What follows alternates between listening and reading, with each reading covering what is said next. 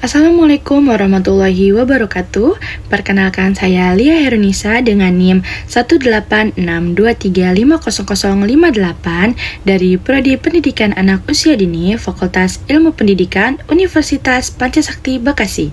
Pada kesempatan kali ini, saya akan mempresentasikan profesi guru di era digital untuk memenuhi tugas UAS di mata kuliah profesi keguruan.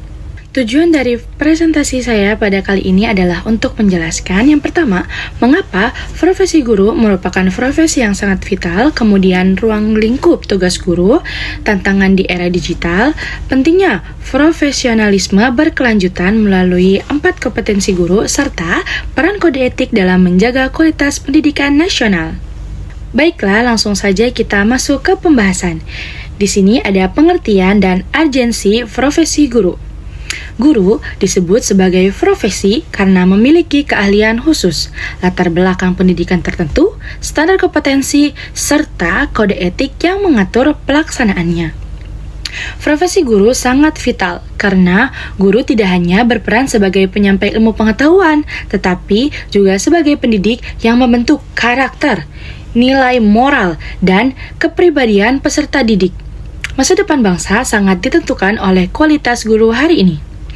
Dalam konteks pendidikan nasional, guru menjadi aktor utama dalam mencetak sumber daya manusia yang cerdas, berkarakter, dan mampu bersaing secara global. Oleh karena itu, profesi guru menuntut tanggung jawab yang besar dan profesionalisme yang tinggi. Baik, selanjutnya ada ruang lingkup tugas guru. Ruang lingkup tugas guru tidak hanya terbatas pada mengajar di kelas, tetapi mencakup 6 tugas utama yang berkaitan, yaitu yang pertama, mendidik, mengajar, membimbing, melatih, menilai, serta mengevaluasi. Yang pertama, mendidik. Mendidik berarti proses menanamkan nilai, sikap, dan karakter kepada peserta didik. Dalam kegiatan mendidik, guru berperan membentuk kepribadian anak agar memiliki nilai moral seperti kejujuran, tanggung jawab, disiplin, empati, serta sikap menghargai orang lain. Proses mendidik tidak selalu dilakukan melalui ceramah, tetapi lebih banyak melalui keteladanan dan pembiasaan dalam kehidupan sehari-hari di sekolah. Yang kedua, mengajar. Mengajar merupakan proses penyampaian pengetahuan dan keterampilan akademik kepada peserta didik sesuai dengan kurikulum. Dalam kegiatan mengajar, guru menyusun materi, memilih metode, serta menggunakan media pembelajaran agar peserta didik dapat memahami konsep dengan optimal. Mengajar lebih menekankan pada aspek kognitif atau pengetahuan peserta didik. Yang ketiga, membimbing. Membimbing adalah upaya guru dalam membantu peserta didik mengatasi kesulitan belajar maupun permasalahan pribadi dan sosial. Guru memberikan arahan, motivasi, serta dukungan agar peserta didik mampu mengenali potensi diri, membuat keputusan yang tepat, dan berkembang secara optimal sesuai dengan tahapan perkembangannya. Kemudian yang keempat, melatih. Melatih berarti memberikan kesempatan kepada peserta didik untuk mempraktikkan pengetahuan dan keterampilan yang telah dipelajari secara berulang atau terarah. Melalui kegiatan melatih, peserta didik tidak hanya memahami teori, tetapi juga mampu menerapkannya dalam kehidupan sehari-hari, sehingga terbentuk keterampilan dan kebiasaan yang positif. Yang kelima, menilai. Menilai adalah proses pengumpulan informasi tentang perkembangan dan hasil belajar peserta didik. Penilaian dilakukan untuk mengetahui sejauh mana peserta didik mencapai tujuan pembelajaran, baik dari aspek pengetahuan, sikap, maupun keterampilan. Penilaian harus dilakukan secara objektif, adil, dan berkelanjutan. Yang terakhir ada mengevaluasi. Mengevaluasi merupakan proses menganalisis hasil penilaian untuk menentukan tindak lanjut pembelajaran. Melalui evaluasi, guru dapat mengetahui kelebihan dan kekurangan dalam proses pembelajaran, kemudian memperbaiki strategi, metode, atau pembelajaran agar lebih efektif di pertemuan selanjutnya. Selanjutnya, dapat dibedakan antara transfer ilmu dengan pembentukan karakter dan pengembangan potensi. Transfer ilmu. berfokus pada penyampaian pengetahuan dari guru ke peserta didik, seperti konsep, teori, dan informasi akademik. Sementara itu, pembentukan karakter dan pengembangan potensi menekankan pada proses pembangunan sikap, nilai, kepribadian, serta kemampuan unik yang dimiliki setiap peserta didik. Dengan demikian, peran guru tidak hanya sebatas mentransfer ilmu pengetahuan, tetapi juga membentuk karakter dan mengembangkan potensi peserta didik secara holistik agar siap menghadapi kehidupan di masa depan.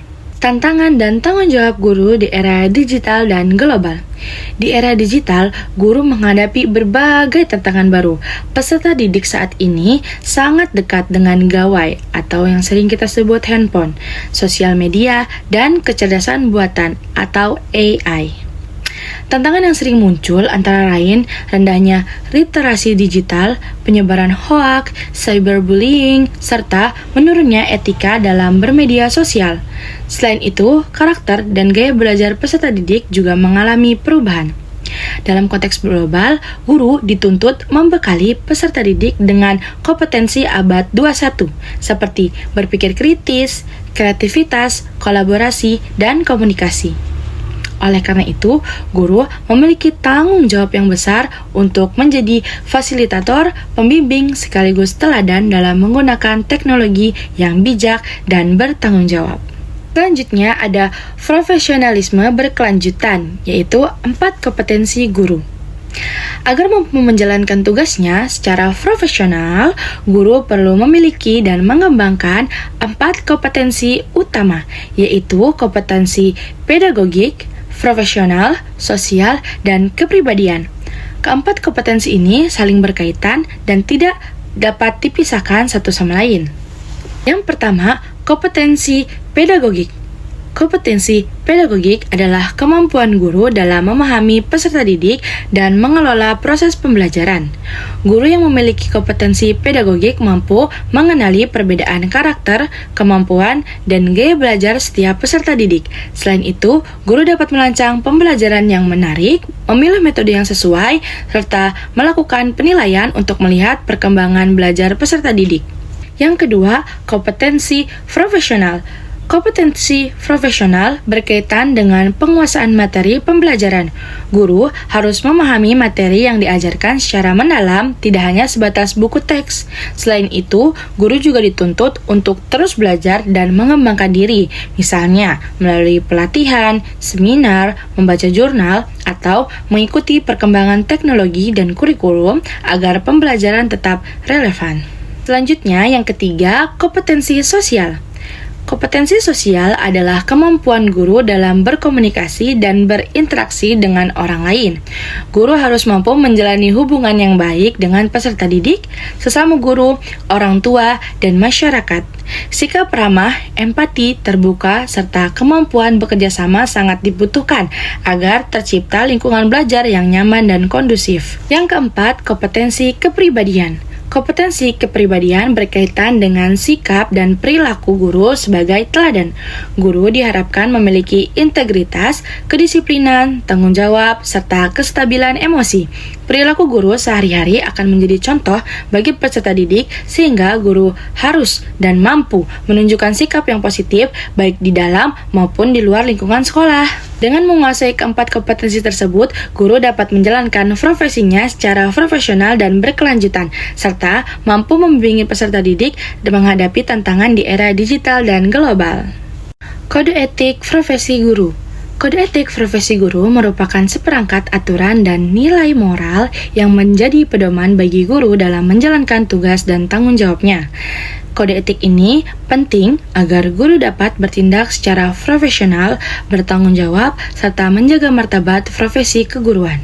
Pertama, kode etik penting untuk membangun hubungan positif antara guru dan peserta didik. Dengan mematuhi kode etik, guru bersikap adil, menghargai hak peserta didik, serta tidak melakukan tindakan yang merugikan atau merendahkan peserta didik. Hubungan yang positif akan menciptakan rasa aman dan nyaman sehingga peserta didik lebih percaya kepada guru dan termotivasi dalam proses pembelajaran. Kemudian yang kedua, kode etik berperan dalam menjaga profesionalitas guru dan kepercayaan publik. Guru yang menjalankan tugas sesuai kode etik akan dipandang sebagai sosok yang bertanggung jawab dan dapat dipercaya oleh orang tua maupun masyarakat.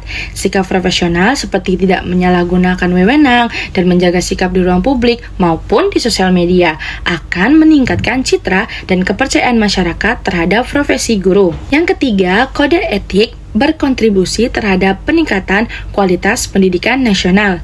Ketika guru bekerja secara etis dan profesional, proses pembelajaran menjadi lebih berkualitas.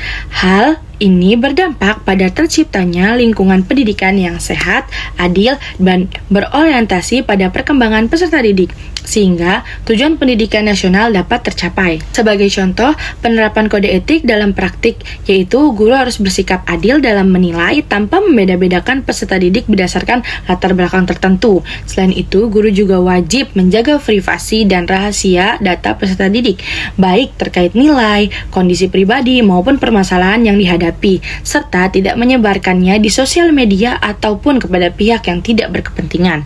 Dalam menjunjung tinggi kode etik profesi guru dapat menjalankan perannya secara profesional, menjaga kepercayaan publik, dan berkontribusi nyata dalam meningkatkan kualitas pendidikan nasional. Sebagai studi kasus, terdapat seorang peserta didik yang kecanduan gawai atau handphone, sehingga sering kurang fokus saat pembelajaran berlangsung di kelas.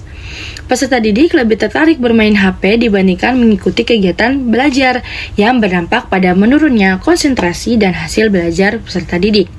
Dalam menanggapi kasus tersebut, guru profesional tidak langsung menyalahkan atau menghukum peserta didik, tapi menyikapinya dengan pendekatan yang mendidik dan etis. Berdasarkan kompetensi pedagogik, guru berupaya memahami penyebab kecanduan gawai, kemudian merancang pembelajaran yang lebih aktif, menarik, dan melibatkan peserta didik secara langsung agar perhatian mereka kembali terarah pada proses belajar. Kemudian berdasarkan kompetensi sosial, guru menjalankan komunikasi yang baik dengan orang tua untuk menyamakan persepsi terkait penggunaan gawai di rumah dan di sekolah. Guru juga menyampaikan permasalahan secara santun tanpa menyudutkan peserta didik.